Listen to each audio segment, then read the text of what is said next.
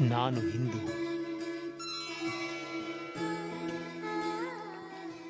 ನಮಸ್ಕಾರ ಸ್ನೇಹಿತರೆ, ನಾನು ಹಿಂದೂ ಚಾನಲ್ಗೆ ತಮಗೆಲ್ಲ ಆತ್ಮೀಯ ಸ್ವಾಗತ. ಜಟಾಧರಂ ಪಾಂಡುರಂಗಂ ಶೂಲಹಸ್ತಂ ಕೃಪಾನಿಧಿಂ ಸರ್ವರೋಗಹರಂ ದೇವಂ ದತ್ತಾತ್ರೇಯಂ ಅಹಂ ಭಜೆ. ಅಧ್ಯಾಯ 41. ಶ್ರೀ ಗಣೇಶ ನಮಃ. ನಿಮ್ಮ ಪೂರ್ವಜನಾದ ಸಾಯಂ ದೇವನು ಶ್ರೀ ಗುರು ಗಾಣಗಾಪುರದಲ್ಲಿ ಅಪಾರ ಮಹಿಮೆಯನ್ನು ತೋರಿಸುವುದನ್ನು ಕೇಳಿ ಭಕ್ತಿಯಿಂದ ಕೂಡಿದವನಾಗಿ ಲಘು ಬಗೆಯಿಂದ ಗಾಣಗಾಪುರಕ್ಕೆ ಬರ್ತಾನೆ. ಅವನಿಗೆ ಅತಿಶಯ ಆನಂದವಾಗುತ್ತೆ. ದೂರಿನಿಂದ ಗಾಣಗಾಪುರವನ್ನು ಕಂಡು ಸಾಷ್ಟಾಂಗ ಪ್ರಣಿಪಾತ ಮಾಡ್ತಾನೆ. ಮಠಕ್ಕೆ ಬಂದು ಸಾಯಂ ದೇವನು ಶ್ರೀ ಗುರುವಿನ ಚರಣಾರವಿಂದಗಳಲ್ಲಿ ಬಹುಭಕ್ತಿಯಿಂದ ಹೊರಳಾಡ್ತಾನೆ ಮತ್ತು ಜಯ ಜಯ ಜಗದ್ಗುರುವೇ, ನಿನ್ನ ಪಾದ ಸನ್ನಿಧಿಯನ್ನು ಪಡೆದ ನನ್ನ ಜನ್ಮ ಸಾರ್ಥಕವಾಯಿತು. ನನ್ನ ಪಿತೃಗಳು ಕೃತಾರ್ಥರಾದರು. ನನ್ನ ಪಾಪಗಳೆಲ್ಲ ಭಸ್ಮವಾದವು. ನೀನು ಪರಮಾತ್ಮನೇ ಆಗಿರುವಿ. ನಿಮ್ಮನ್ನು ವರ್ಣಿಸುವುದು ಅಸಾಧ್ಯ. ನಿನ್ನ ಕಮಂಡಲದಲ್ಲಿ ಅಮೃತವಿರುತ್ತದೆ. ಅದನ್ನು ಪ್ರೋಕ್ಷಿಸಲು ಪ್ರೇತಗಳು ಕೂಡ ಸಜೀವವಾಗುತ್ತವೆ. ನಿಜ ಭಕ್ತರನ್ನು ರಕ್ಷಿಸುವುದಕ್ಕಾಗಿ ನೀನು ದಂಡಧಾರಣ ಮಾಡಿರುವಿ. ಕೊರಳಲ್ಲಿ ರುದ್ರಾಕ್ಷಿ ಮಾಲೆಯನ್ನು ಹಾಕಿರುವಿ. ಭಸ್ಮವನ್ನು ಲೇಪನ ಮಾಡಿರುವಿ. ವ್ಯಾಘ್ರಾಜ್ಯನವೇ ನಿನ್ನ ಆಸನವು. ನೀನು ಭಕ್ತಾಭಿಮಾನಿಯು. ಎಲ್ಲರ ಇಚ್ಛೆಗಳನ್ನು ಈಡೇರಿಸುವಿ. ಇಂತಹ ನಿನ್ನ ಮಹಿಮೆ ಅಪಾರವಾಗಿದೆ ಅಂತ ಈ ರೀತಿ ಸಾಯಂ ದೇವನು ಆನಂದಾಶ್ರಗಳನ್ನು ದೊರೆಸುತ್ತಾ ಶ್ರೀಗುರುವನ್ನು ವಂದಿಸ್ತಾನೆ. ಆಗ ಶ್ರೀಗುರು ಸಂತೋಷಚಿತ್ತರಾಗಿ ಅವನ ತಲೆಯ ಮೇಲೆ ತಮ್ಮ ವರದಹಸ್ತಗಳನ್ನು ಇಡ್ತಾರೆ. ಇಟ್ಟು, ನೀನು ನಮ್ಮ ಪರಮ ಭಕ್ತನು. ನೀನು ವಂಶ ಪರಂಪರೆಯಾಗಿ ನಮ್ಮ ಸೇವೆಯನ್ನು ಮಾಡುವಿ. ತೀವ್ರವಾಗಿ ಸಂಗಮ ಸ್ನಾನ ಮಾಡಿ ಅಶ್ವತ್ಥ ಸೇವೆಯನ್ನು ಮುಗಿಸಿಕೊಂಡು ಬಾ. ನಮ್ಮ ಜೊತೆಗೆ ನಮ್ಮ ಪಂಕ್ತಿಯಲ್ಲಿ ಭೋಜನವಾಗಲಿ ಅಂತ ಹೇಳ್ತಾರೆ. ಸಾಯಂ ದೇವ ಶ್ರೀ ಗುರುವನ್ನು ಹೇಳಿದಂತೆ ಸ್ನಾನ ಮುಗಿಸ್ಕೊಂಡು ಬಂದು ಗುರುವಿನ ಪೂಜೆ ಮಾಡ್ತಾನೆ. ಶ್ರೀ ಗುರುವಿಗೆ ಭಿಕ್ಷೆಯನ್ನು ಕೂಡ ಹಾಕ್ತಾನೆ. ಶ್ರೀ ಗುರು ಶಿಷ್ಯ ಸಮೇತರಾಗಿ ಊಟವನ್ನು ಮಾಡ್ತಾರೆ. ನಂತರ ಶ್ರೀ ಗುರು ಸಾಯಂ ದೇವನಿಗೆ, ನೀನೀಗ ಎಲ್ಲಿರುವಿ? ನಿನ್ನ ಹೆಂಡರು ಮಕ್ಕಳು ಎಲ್ಲಿದ್ದಾರೆ?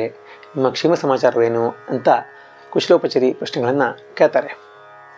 ಗುರುವೇ, ನಿಮ್ಮ ಅನುಗ್ರಹದಿಂದ ನಾವು ಕ್ಷೇಮವಾಗಿದ್ದೇವೆ. ಉತ್ತರ ಕಂಚಿಯಲ್ಲಿ ವಾಸ ಮಾಡ್ತಾ ಇದ್ದೇವೆ. ತಮ್ಮಂದಿರ ಮೇಲೆ ನನ್ನ ಮಕ್ಕಳ ಸಂಸಾರ ಭಾರ ಬಿಟ್ಟು ನಿಮ್ಮ ಸನ್ನಿಧಿಯಲ್ಲಿ ಇರಬೇಕು ಅಂತ ಆಸೆ ಆಗ್ತಾ ಇದೆ ಅಂತ ಸಾಯಂ ದೇವ ಹೇಳ್ತಾನೆ. ಶ್ರೀ ಗುರು ಹಾಸ್ಯವದನದಿಂದ, ನಮ್ಮ ಸೇವೆ ತುಂಬ ಕಠಿಣ. ನಾವು ಒಮ್ಮೊಮ್ಮೆ ಊರಲ್ಲಿರ್ತೀವಿ, ಒಮ್ಮೆ ಅಡವಿಯಲ್ಲಿರ್ತೀವಿ.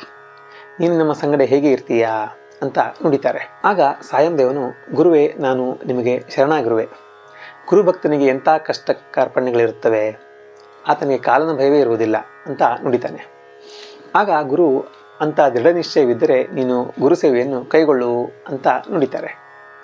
ಸಾಯಂ ದೇವನು ಸ್ಥಿರ ಮನಸ್ಸಿನಿಂದ ಗುರು ಸೇವೆಯನ್ನು ಕೈಗೊಳ್ತಾನೆ. ಹೀಗೆ 4 ಮಾಸಗಳು ಕೂಡ ಕಳೆಯುತ್ತವೆ. ಒಂದು ದಿನ ಸಾಯಂಕಾಲ ಮುಂದೆ ಶ್ರೀ ಗುರುಗಳು ಸಾಯಂ ದೇವನೊಬ್ಬನನ್ನೇ ಕರೆದುಕೊಂಡು ಸಂಗಮಕ್ಕೆ ಹೋಗ್ತಾರೆ.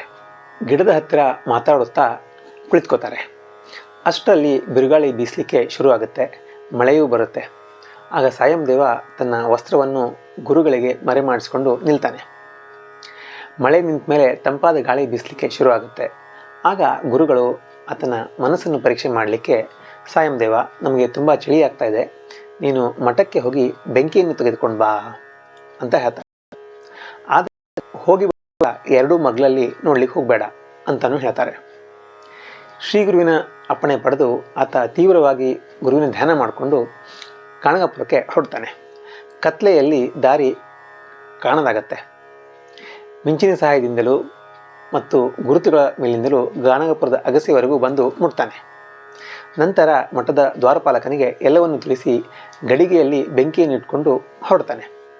ಹೋಗುವಾಗ ಆತನ ಮನಸ್ಸಿನಲ್ಲಿ, ಶ್ರೀಗುರು ಅತ್ತಿತ್ತ ನೋಡಬೇಡ ಅಂತ ಯಾಕೆ ಹೇಳಿದ್ರು ಅಂತ ಕುತೂಹಲದಿಂದ ಬಲಗಡೆ ನೋಡ್ತಾನೆ. ಆಗ ಒಂದು ದೊಡ್ಡದಾದ ಘಟಸರ್ಪ ಇವನ ಕಡೆಗೆ ಬರ್ತಾ ಇರುತ್ತೆ. ಆಗ ಈತ ಗಾಬರಿಗೊಂಡು ಎಡಗಡೆ ನೋಡಿದಾಗ ಅಲ್ಲಿಯೂ ಒಂದು ಘಟಸರ್ಪವಿರುತ್ತೆ. ಸಾಯಂ ದೇವ ಅಂಜಿ ದಾರಿಯನ್ನು ತಪ್ಪಿಸ್ಕೊಳ್ತಾನೆ. ಘಟಸರ್ಪಗಳೆರಡು ಅವನನ್ನು ಹಿಂಬಾಲಿಸಿಕೊಂಡು ಹೋಗುತ್ತೆ. ಆಗ ಅವನು ಶ್ರೀ ಗುರುವನ್ನು ನೆನೆಯುತ್ತಾ ಸಂಗಮಕ್ಕೆ ಧಾವಿಸಿಕೊಂಡು ಓಡಿ ಹೋಗಿ ನಿಲ್ತಾನೆ. ದೂರಿನಿಂದ ನೋಡಿದಾಗ ಗುರುವಿನ ಹತ್ತಿರ ಸಹಸ್ರ ದೀಪಗಳನ್ನು ಮತ್ತು ಅಸಂಖ್ಯ ಜನರನ್ನು ಕಾಣ್ತಾನೆ. ಆದರೆ ಹತ್ತಿರ ಬಂದ ಕೂಡಲೇ ಎಲ್ಲವೂ ಮಾಯವಾಗಿ ಶ್ರೀ ಗುರು ಒಬ್ಬರೇ ಕಾಣಿಸ್ಕೊಳ್ತಾರೆ. ಅಲ್ಲಿ ಹೋಗಿ ಅಗ್ನಿಯನ್ನು ಹತ್ತಿಸ್ತಾನೆ. ಆಗ ಹಾವುಗಳೆರಡು ಅಲ್ಲಿ ಗುರುವಿನ ಹತ್ತಿರ ಬಂದು ನಮಸ್ಕಾರ ಮಾಡಿ ಹೊರಟು ಹೋಗುತ್ತೆ. ಶ್ರೀ ಗುರು ಸಾಯಂ ದೇವನಿಗೆ, ನೀನೇಕೆ ಅಷ್ಟು ಅಂಜಿರುವಿ? ನಿನ್ನ ರಕ್ಷಣೆಗಾಗಿ ನಾವು 2 ಸರ್ಪಗಳನ್ನು ಕಳಿಸಿದ್ವಿ. ಮುನಿ ಸೇವೆ ತುಂಬ ಕಠಿಣ ಅಂತ ನಾನು ನಿನಗೆ ಹೇಳಿರಲಿಲ್ವಾ ಅಂತ ನುಡಿತಾರೆ. ಸಾಯಂ ದೇವ, ಗುರುಗಳೇ, ನನ್ನ ಗುರುಭಕ್ತಿಯು ಸ್ಥಿರವಾಗುವಂತೆ ನನಗೆ ಗುರು ಸೇವೆಯ ಪದ್ಧತಿಯನ್ನು ವಿವರಿಸಿರಿ ಅಂತ ಪ್ರಾರ್ಥನೆ ಮಾಡ್ತಾನೆ. ಆಗ ಶ್ರೀ ಗುರುಗಳು ರಾತ್ರಿಯನ್ನು ಕಳೀಲಿಕ್ಕೆ ಒಂದು ಕಥೆಯನ್ನು ಹೇಳಲಿಕ್ಕೆ ಶುರು ಮಾಡ್ತಾರೆ ಎಂಬಲ್ಲಿಗೆ ಶ್ರೀ ಗುರು ಚರಿತ್ರೆಯ 41ನೇ ಅಧ್ಯಾಯವು ಸಮಾಪ್ತಿ ಆಯಿತು. ಶ್ರೀ ಗುರುಭ್ಯೋ ನಮಃ.